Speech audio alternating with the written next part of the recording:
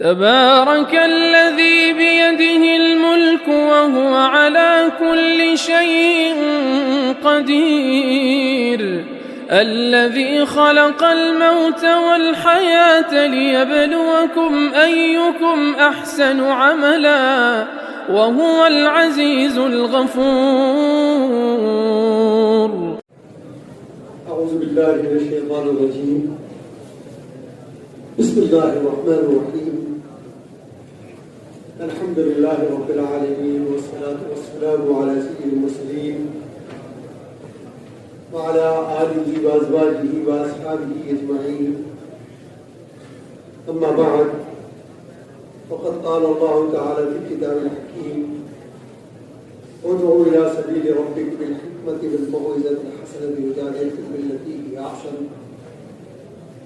إن ربك هو عالم بمن ضل عن سبيله وهو عالم بالمهتدين. رب اشرح لي صدري ويسر لي أمري واحلل عقدة من لساني يفقهوا قولي. صدق الله العظيم. حضرات اساتذہ کرام اور طلباء عزیز،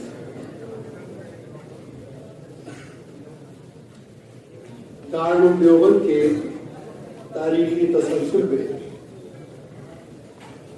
جلسہ انعامیہ کا جو سب سے پہلا انعقاد ہوا ہے وہ بنائے دارالعلوم کی 10 سال کے بعد 1876 میں دیوبند کی مرکزی جامع مسجد میں، جس میں حجت الاسلام حضرت امام مولانا محمد قاسم نانوتوی، نبر اللہ مرقدہ فقیر الامت حضرت مولانا رشید احمد گنگوئی، اور دارالعلوم دیوبند کے اولین صدر مدرسین حضرت مولانا محمد یعقوب نانوتوی، حضرت مولانا ذوالفقار احمد دیوبندی، حضرت حاجی عابد حسین صاحب رحمہ اللہ اور دیگر اکابر نے شرکت کی۔ اس جلسے کی جو غرض و غایت ہمارے اکابر نے متعین کی وہ دو تھی۔ ایک تو یہ تھا کہ طلبہ کی حوصلہ افزائی ہونی چاہیے، کیونکہ پہلی کھیل نکلی تھی، اور دوسرے یہ کہ وہ جماعت کہ جو دورے سے فارغ ہو کر اب میدان عمل کی طرف گامزن ہے، اس کے لیے کچھ نصیحت اور ناصحانہ ہے۔ گویا یہ ایک روایت چلی آ رہی ہے کہ جلسے انعامیہ میں 150 برس پرانی روایت۔ جہاں تک ناصحانہ گفتگو کا تعلق ہے تو تعلیمی سال کے دوران درس میں آنے والی گفتگو کے ذیل میں ناصحانہ گفتگو اور نصیحت آمیز باتیں زیر تذکرہ ضرور کرتی، لیکن ایک انسان کی فطرت ہے کہ وہ کتنا ہی وقت گزار لے، لیکن چلتے وقت وہ چاہتا ہے کہ مجھے میرے بڑے نصیحت کریں، کیونکہ جلسے انعامیہ بالکل سال کے اخیر میں منعقد ہو۔ اب اس کے بعد امتحانات کی تیاری ہے، پھر امتحان ہے، اس پر جو جماعت یہاں سے فارغ ہو گئے لوگ سب، تو آپ 6 سال گزارے، 8 سال گزارے، لیکن یہ فطرت ہے۔ حضرت امام ربانی حضرت شیخ احمد سرہندی رحمہ اللہ، جو ان کے شیخ ہیں حضرت خواجہ باقی بلّہ، اور انہوں نے باطنی علوم جو حاصل کیے اپنے شیخ حضرت خواجہ ملنگی رحمہ اللہ۔ اور عجیب بات یہ ہے کہ حضرت خواجہ باقی بلّہ وہ شخصیت ہے کہ جنہوں نے بر صغیر میں سب سے پہلے نقشبندی سلسلے کو متعارف کرایا۔ اور عجیب اس کے اندر بات جو ہے یہ کہ حضرت خواجہ باقی باللہ اور وہ اپنے شیخ سے اور شیخ اپنے مرید سے کہ مجاز بھی ہے اور غیر بھی، تو گویا دونوں ایک دوسرے کے شیخ بھی ہیں اور ایک دوسرے کے مرید بھی. تو حضرت بریلوی رحمہ اللہ کا کی خانقاہ میں جو تھی وہ مرجع خلائق تھی، لوگ آتے تھے اور بات کے علوم حاصل کرتے تھے. ایک صاحب آئے اور آنے کے بعد وہ حضرت کے علوم اور ان کے باطنی فیوز میں ایسے جذب ہوئے کہ انہیں پتہ ہی نہیں چلا کہ کب 12 سال ہوئے. 12 سال کے بعد حضرت نے ان کو بلایا اور کہا کہ اب آپ فرا علاقے میں چلے جائیے تو جا کے خدمت انجام دیجیے. کہا کہ حضرت آپ سے جدائی برداشت نہیں کر سکتے. فرمایا کہ حکم رب بھی یہی ہے اور مرضی رب بھی یہی ہے، اس لیے چلے جائیں کہ بہتر ہے. تیاری کر لی اور جب وقت رخصت آیا تو حضرت کی خدمت میں حاضر ہوئے اور عرض کیا کہ حضرت کچھ نصیحت فرما. نے کہا کہ 12 سال تم ہمارے پاس رہے، جو کچھ ہمارے پاس تھا ہم نے سب کچھ تو دے دیا، اب تو ہم خالی ہے بالکل، اب تو کچھ بھی نہیں ہے کہ نہیں، پھر بھی کچھ تو نصیحت کر دی. تو کہا کہ بیٹھ جاؤ کہ اب جا رہے ہو اور 2 باتوں کو یاد رکھو. ایک تو کبھی خدائی کا دعویٰ مت کرو اور دوسرے نبوت کا دعویٰ. یہ سننے پاؤں تلے زمین نہیں کرنی کہ میں نے 12 سال حضرت کی خدمت میں گزارے اور کوئی اعتماد نہیں. یہ تو وہ مومن بھی نہیں کر سکتا کہ جس کے دل میں ذرا سی ایمان کی رمق باقی، سارا خطار ہو رہا ہے کہ حضرت میں تو تباہ ہو گیا، برباد ہو گیا. فرمایا کہ سمجھ لو پہلے اس کی حقیقت کو جانا. ہم نے پہلی بار اور نصیحت جو کی وہ یہ کہ خدائی کا دعویٰ. ایک خدائی کا دعویٰ وہ ہے کہ جو فرعون نے کیا تھا، اللہ رب اللہ، یہ دعویٰ صدی ہوا. تو اور ایک دعویٰ اللہ تعالیٰ کی صفات کے تعلق سے کہ انسان یہ سوچے کہ جو میں چاہ رہا ہوں وہ ہو جائے، جو سامنے والا چاہ رہا وہ نہ ہو. کیونکہ یہ صفت صرف اللہ تعالیٰ کی ہے کہ جو وہ چاہے گا وہ ہوگا، اور اس کے مقابل ارض و فلک کی تمام قوتیں مل کر بھی اگر چاہیں گی تو وہ نہیں ہو سکتا، کیونکہ یہ صرف اللہ تعالیٰ. دوسری نصیحت ہم نے تمہیں یہ کی کہ نبوت کا دعویٰ کرو. تو ایک دعویٰ تو وہ ہے کہ جو مسلمہ کذاب نے کیا، وہ دعویٰ صحیح تھا. ایک دعویٰ خفی ہے، اور وہ یہ کہ کبھی دل میں یہ خیال مت لانا کہ جو میں کہہ رہا ہوں وہ ٹھیک ہے اور جو سامنے والا کہہ رہا وہ باطل ہے. جو میں کہہ رہا ہوں وہ حق ہے، جو سامنے والا، کیونکہ یہ خیال جو ہے یہ صرف نبی کی کہ نبی جو کہیں گے وہ حق ہے، اس کے مقابلے میں ساری دنیا مل کر کے اگر اس کے برخلاف کہیں گے تو باطل. تو یہ نصیحت.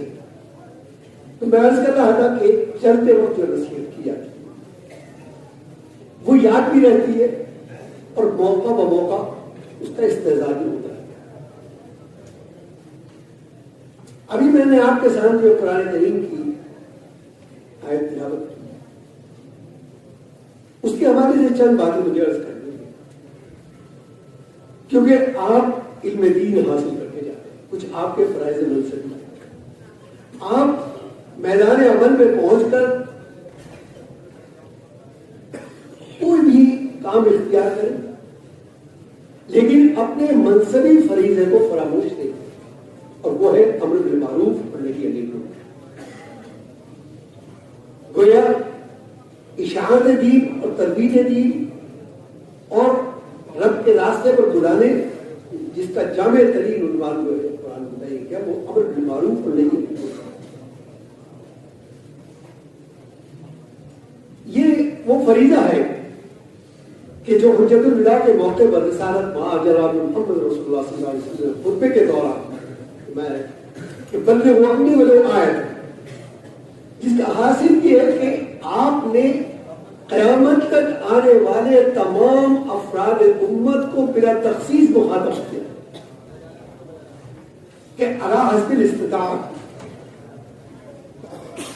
ترویج دین اور امر بالمعروف اور نہی عن المنکر کے فریضے کو انجام دیا، چاہے وہ حصول علم کے ذریعے سے اس کے پاس آئے یا حصول معلومات کے ذریعے. اگر ایک بات بھی معلوم ہے تو اس کا فرض ہے کہ اس کو آگے بڑھائے، اور داخلی سطح سے لے کے گھر کی سطح سے لے کر بین الاقوامی سطح تک وہ درجہ بدرجہ جو ہے اس کے مراحل ہیں. مثلا ایک شخص گھر میں اپنے زیر دست جو افراد ہیں ان کے اہل و عیال ہیں، وہ فرض ہے کہ انہیں امر بالمعروف، نیک باتوں کی طرف توجہ دلانا، بری باتوں سے روکنا، اور جو کچھ سنا اس نے مسجد میں گیا اس نے امام صاحب سے سنا اس کا حوالہ دے کر اس کے بعد نیچے رہتے. لیکن وہ علماء کرام کہ جنہوں نے 8 سال محنت کر کے علم دین حاصل کیا، ان کے فرائض مذہبی میں یہ بدل جب کھولا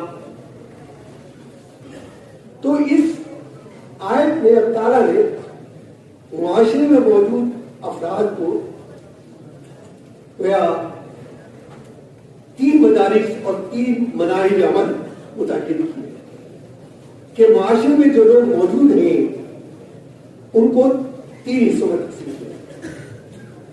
پہلا طبقہ وہ ہے کہ جو اپنی بلندی فکر، علم و دانش، فہم و فراست، فکر و بصیرت، تعمق علم، وسعت معلومات، اس کی بنیاد پر وہ معاشرے میں اعلیٰ ترین مقام پر ہے جس کو آپ معاشرے کا دانشور طبقہ کہتے ہیں. یہ معاشرے کا دماغ، یہ وہ طبقہ ہے کہ جو خوشنما الفاظ میں کہی گئی نصیحت یا بات سے متاثر نہیں،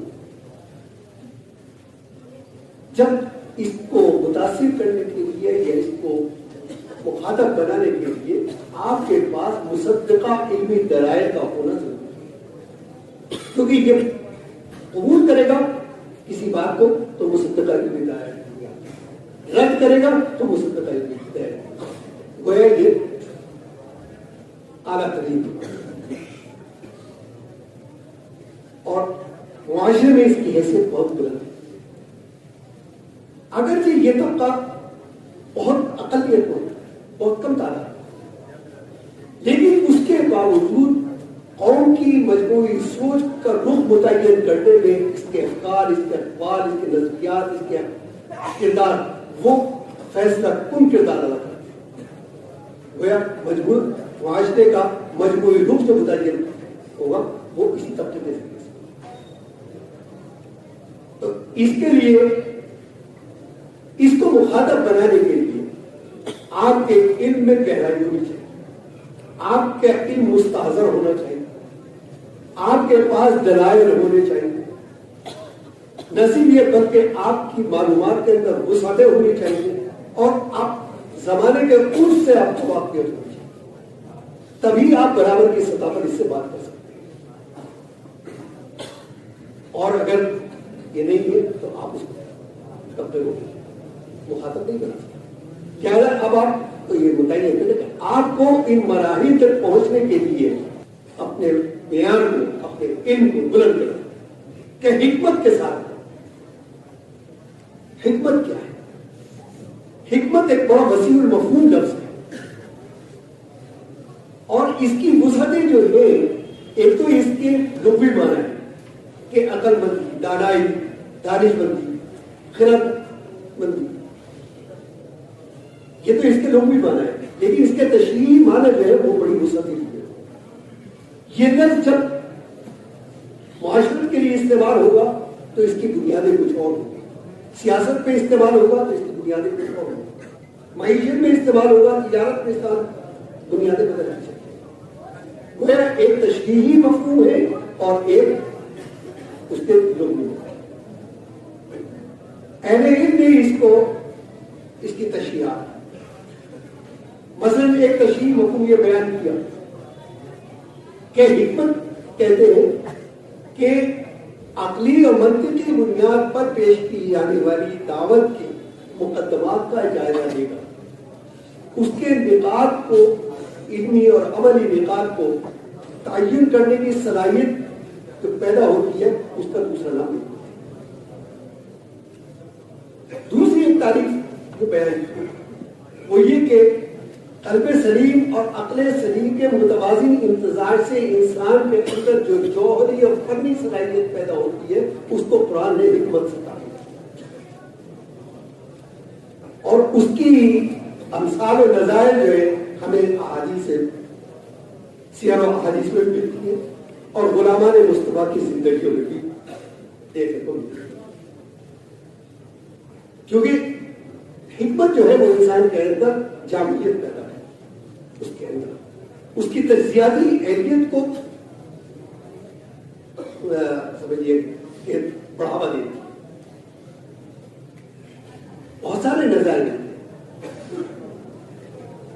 عرب کے دور جاہلیت میں ایک سالانہ میلہ لگا کرتا تھا عکاظ کے نام سے. وہ حج کے زمانے کے پس و پیش میں ہی اس کی تاریخ اور اس کا بڑا شور ہوگا, بڑی تیاری ہوگی. اور جزیرت عرب میں بسنے والے قریب اور بعید کے قبائل جو ہے وہ وہاں آیا کرتے تھے اور اپنے اپنے فنون کا مظاہرہ ہوتا تھا. تجارت بھی ہوتی تھی, کھیل کود بھی ہوتے تھے, سب کچھ ہوتا تھا اور بڑا ایک جوش و خروش پایا. ہر زمانے کا ایک دستور رہا ہے کہ کوئی فن جو ہے وہ قومی حیثیت اختیار کرے اور اس فن سے اور اس ہنر سے تعلق رکھنے والے لوگوں میں کے ساتھ خاص طور پر نوجوان طبقے کی کشش پڑ رہی. مثلا جیسے آج کرکٹر ہے, کیونکہ کرکٹ ایک قومی کھیل ہے. اگر کوئی کرکٹر آپ کو نظر آ جاتا ہے, نوجوانوں کو نظر, تو وہ اس کے ساتھ سیلفی کھینچوانا, اس کے ساتھ بات کرنا, اسے ہاتھ ملانا, اسے فوٹوگراف, کوئی ایک کشش ہے. تو ہر دور کے اندر رہے گا. اس دور کے اندر دو فنون ایسے تھے کہ جن کو قومی حیثیت حاصل, ایک قصیدہ گو شعرا اور ایک کشتی. تو اس میں بڑے بڑے شعرا آتے تھے, عنتر بن شداد, زہیر بن ابی سلمہ, لبید بن ربیعہ, اس پائے کے لوگ وہاں آتے ہیں. کیونکہ عمر القیس تو ان لوگوں میں کہ جو عرب شاعری کا بوادر سمجھے تھے, سبا معلقات میں اس کے قصائد. اور اللہ نے وہ ذہانت اس طرح سے دی تھی ان کو کہ 100 اشعار وہ ایک نشست میں پھر بدی پڑ جائے. اور ایسے بھی لوگ تھے جنہوں نے ایک دفعہ سنا اور ان کو اشعار لائے, تو ان کی مجلسیں ہوا کرتی, لوگ ان سے ملائے. اور دوسرے کشتی. تو جزیرت العرب کے مشہور پہلوان ان کا نام رکانہ بن عبدیس, یہ قبیلہ قریش سے تعلق رکھتے تھے اور اس کے ماننے والے, اس کو طبیعین, اس سے محبت کرنے والے, اس کی تکلیف محسوس کرنے والے ایک بڑی طاقت تھی. رسالت باب جہاں رسول اللہ صلی اللہ علیہ وسلم کو یہ خیال پیدا ہوتا کہ اگر کسی طریقے سے اسلام کی طرف راغب ہو جاتا ہے تو اس کے مثبت اثرات نوجوانوں کو سنیں اور اس سے اسلام کو فائدہ ہوگا. چنانچہ آپ نے اس سے ایک وقت کا تعین کیا اور وقت مقررہ پر آپ تشریف لے گئے اور اسلام پیش کیا. اللہ کی وحدانیت, کی الوہیت, رسالت, نبوت, اسلام کی حقانیت اور صداقت, اس پر آپ نے بیان کیا.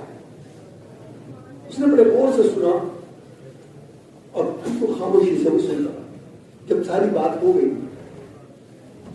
تو اس نے عرض کیا کہ جو کچھ آپ نے بات کہی بڑی دلکش بات کہی، لیکن آپ کو معلوم ہے کہ میں پہلوان ہوں.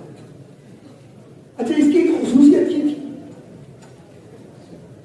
کہ اس کا چیلنج تھا کہ مجھے جزیرت العرب کے اندر کوئی شخص ہرانے والا نہیں ہے. یہ اپنے فن کا مظاہرہ جو کرتا تھا وہ اس طرح کرتا تھا کہ کچے اونٹ کی تازہ کچی کھاد جو ہے وہ بچھا دیتا اور اس کو بیٹھا اور 8-10 نوجوان نہیں کہتا تھا یہ کھینچو.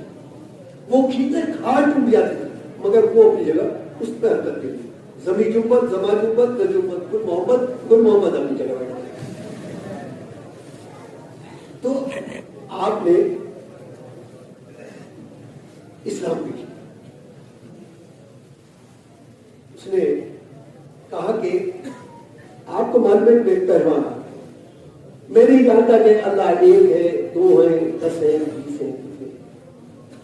آپ کہہ رہے ہیں کہ ایک ہے، ہو سکتا ہے کہ لیکن میں اتنا جانتا ہوں کہ جس اللہ کے لیے آپ کام کر رہے ہیں تو یقیناً وہ آپ سے خوش بھی ہوگا، آپ کی مدد بھی کرتے ہو، آپ کی نصرت بھی کرتے ہو.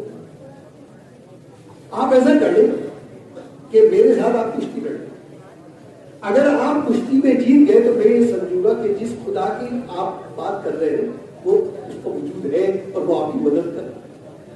اور اگر آپ ہار گئے جس کا یقین ہے مجھے، تو پھر یہ کہ آپ اپنا راستہ لیجیے، مجھے اپنا کام کریں.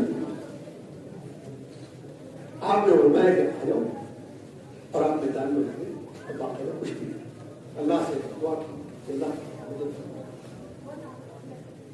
تو اس نے درس بھی ادا کہ ہاتھ بھی بڑے نرم ہیں، بدن بھی کوئی کثرتی نہیں ہے، بدن سے یہ پہلوان بھی نہیں رکھتے. اسے یقین تھا کہ یہ کہاں لڑ پائیں گے، بڑے بڑے پہلوان ہار جاتے. آپ نے 1-2 داؤ یا اور اس نے اٹھایا اور اٹھانے کے بعد نیچے اس کی سمجھ نہیں آیا کہ میرے ساتھ کیوں ہوا. آگے بڑھی چھوٹا کہ میں خواب کر نہیں کرتا. کہا 1 دفعہ اور پھر ایسے ہی ہوا اور تیسری نتیجہ دفعہ یہی نتیجہ بنا اور اسے یقین ہو گیا اور اسے اسی مجلس میں اسلام.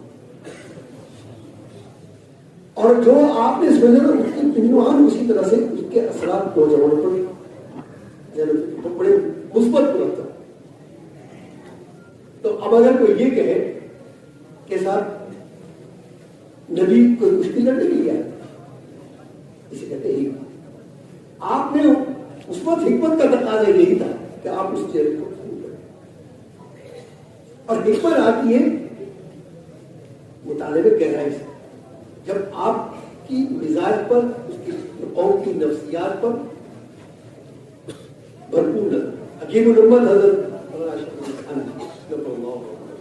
1930 میں ایک تحریک چلی تھی شدی کرنے کے نام سے، ہندو مہاسبھا جو RSS کا پہلا نام ہوا، ان کی طرف سے اٹھا. یہ وہی تحریک ہے جو گربھاس والی، جو آج اس کو گربھاسی کا نام دیا گیا، اس کو نام ہے شدی کرن. اس کے ارتداد کے اثرات پہلے اور خاص طور پر گاؤں میں، کیونکہ حضرت حکیم الامت زمین سے جڑی ہوئی حقائق سے بھرپور طریقے پر واقف تھے اور گاؤں دیہات کے اندر ان کی آمد و رفت پہنچ گئی اور گاؤں دیہات میں اس کا اثرات.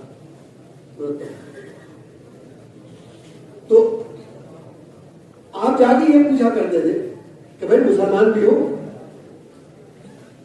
تو ایک گاؤں میں پہنچی اور ملا وہاں چوپال تھی کہ بھائی مسلمان بھی ہو. تو چودھری صاحب کہتے عجیب اچھا کیا بات کرتے ہیں، ہم تو مسلمان ہیں، ہم تو تازیہ بھی اٹھا لیں. تو حضرت نے فرمایا بھائی تازیہ اٹھاتے رہے اسے مت چھوڑیے. اب اگر کوئی یہ کہے، کیونکہ ان کے نزدیک تازیہ اٹھانے جو تھا وہ مسلمان ہونے کی علامت تھی. اب اگر ان کو یہ کہتے ہیں یہ کیا کرتے ہیں، یہ کیا علامت ہے، یا کوئی یہ کہے کہ حضرت نے تازیہ اٹھانے کی اجازت دی، یہ حکمت. تو میں عرض کرنا تھا کہ یہ لہذا اس طبقے کو متاثر کرنے کے لیے آپ کو اپنے مطالعے کے اندر گہرائی، گہرائی اور جامعیت اور تجزیاتی صلاحیت پیدا کرنی ہوگی، تب آپ اس مرحلے پر آ رہا ہے پر موعظۃ الحسن کہ اچھے انداز سے نصیحت کرنا آواز کرنا، کیونکہ قوم میں اکثریت ان لوگوں کی ہوتی ہے کہ جن کے دماغوں میں منطقی یا فلسفیانہ دلائل کو چھاننے کی چھٹی لگی نہیں، وہ سادہ دل ہوتے ہیں، سیدھی بات ان کے، تو ان کو اچھے انداز سے، مؤثر انداز سے ان کو اپیل کرنے والی باتوں کو آپ ان کے سامنے پیش کریں، ہمدردانہ لے جاؤ، جس سے یہ معلوم نہ ہو کہ آپ ان کو مرغوب کرنا چاہ رہے ہیں، بلکہ سیکھیں اور دل سے جو بات نکلتی ہے اثر کرتی ہے، از دل خیزت پر دل خیزت، دل سے جو بات نکلتی ہے وہ برائے دل کر سکتا ہے۔ تو یہ دوسرا طبقہ ہے وہ موعظۃ الحسن۔ تیسرا طبقہ وہ ہے وجادلہم باللتی ہی احسن، یعنی یہ وہ ہے کہ جو آپ کے راستے میں مزاحم ہونا ہی ہونا ہے، آپ دلائل سے بات کریں یا آپ خوشنما الفاظ میں بات کریں، ہمدردانہ لہجے میں بات کریں، اس کو آپ کی مخالفت کریں،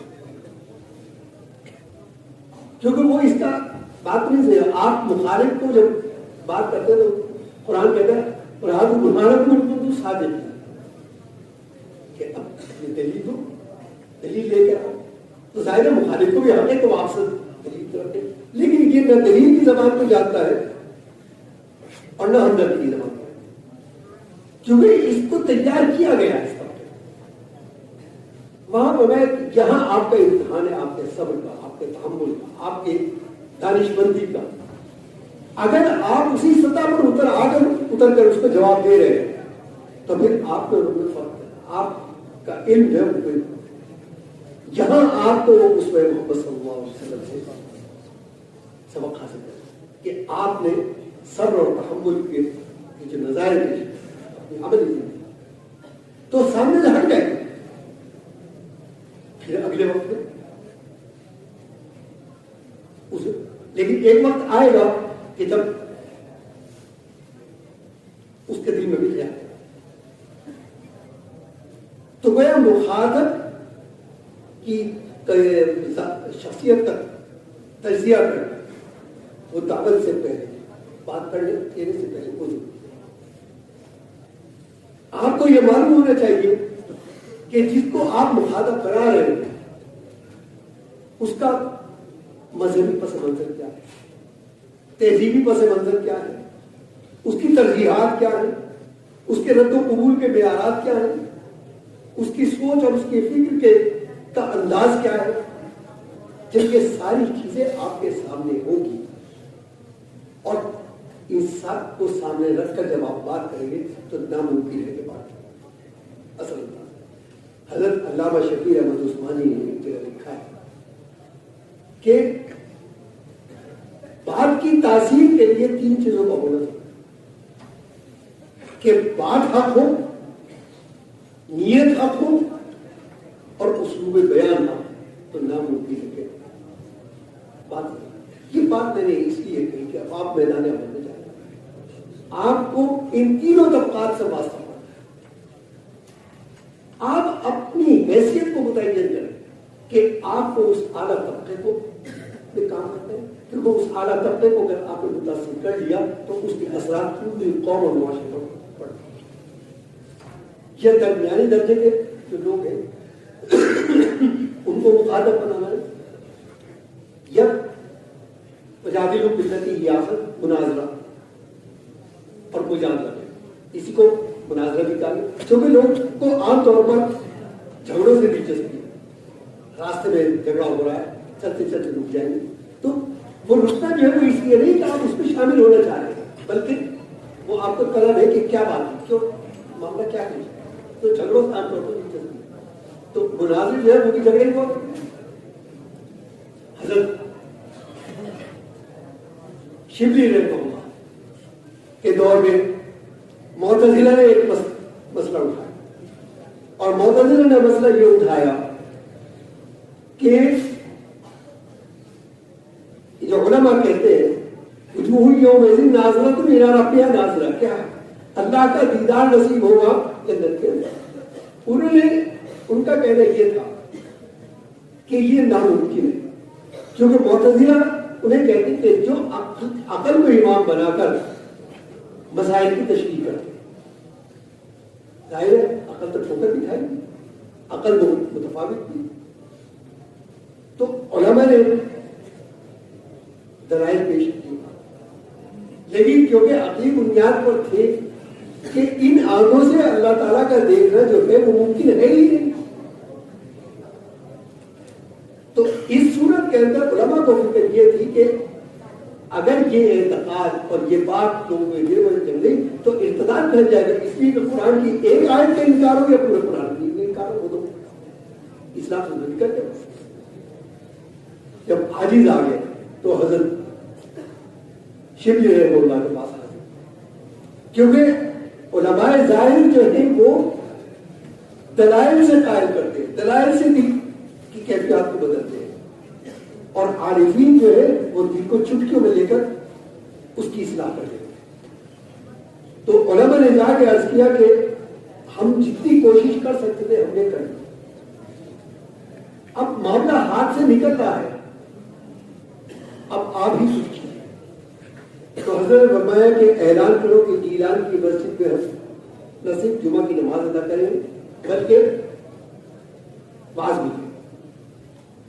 اب چونکہ حضرت کبھی کوئی خانقاہ سے باہر نہیں جاتے تھے تو اور دوسرے یہ مسئلہ تازہ رہا، تو ایک جمع خفیف پہنچ گیا، ہزاروں لوگ پہنچ گئے، پھر دوسرے یہ کہ دیکھے کون جیتے مجاہدے میں دلچسپی ہے چلو وہاں پہنچ گئے، سامنے معتزلہ کے علماء پارا ہوگی، حضرت کی بڑی عزت کیا کرتے ہیں اور حضرت تخت پر فروغ، اور اس کے بعد مجھ سے معتزلہ کے علماء نے پوچھا کہ بھائی مسئلہ کیا ہے؟ کہ حضرت مسئلہ یہ ہے کہ آپ کے علماء یہ کہتے ہیں کہ اللہ کا دیدار ان آنکھوں سے ممکن ہے، اور ہمارا کہنا یہ ہے کہ ان آنکھوں سے اللہ کا دیدار ممکن نہیں ہے۔ مسئلہ یہ تو حضرت نے فرمایا کہ چلو یہ تو خیر ہم بعد میں طے کرتے ہیں کہ دیدار ممکن ہے یا نہیں۔